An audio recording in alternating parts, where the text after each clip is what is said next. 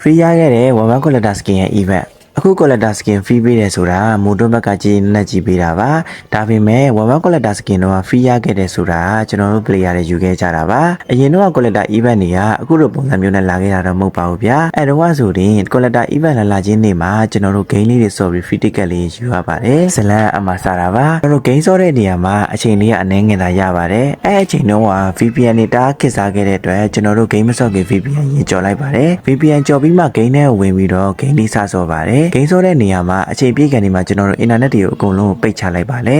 အဲ့တော့အဝိုင်းလည်နေတဲ့အချိန်မှာကျွန်တော်တို့ internet ပြန်ဖွင့်လိုက်တဲ့အခါမှာ server တွေ error တက်ပြီးဂိမ်းကလည်းအချိန်အကန့်အသတ်မရှိတော့ပါဘူးဒီလိုနဲ့ပဲ ticket တွေ 4000 5000လောက်ကိုကုန်စင်းခဲ့ပြီးတော့စိန်တစ်လုံးမှမသုံးဘဲနဲ့ One Collector Skin ကို free ရအောင်ယူခဲ့ပါတယ်အရှင်းဆုံးပြောရရင်ငချင်းစီနဲ့ငချင်းပြန်ကြော်ခဲ့တာပေါ့ဗျာအဲ့ဒါကိုလည်းမုံတွန်းကတီးခဲ့ပြီးတော့နောက်ပိုင်းမှာဆိုရင်အဲ့လို ticket event လေးတွေကို Collector event တွေမှာထည့်ပေးတယ်မရှိတော့ပါဘူး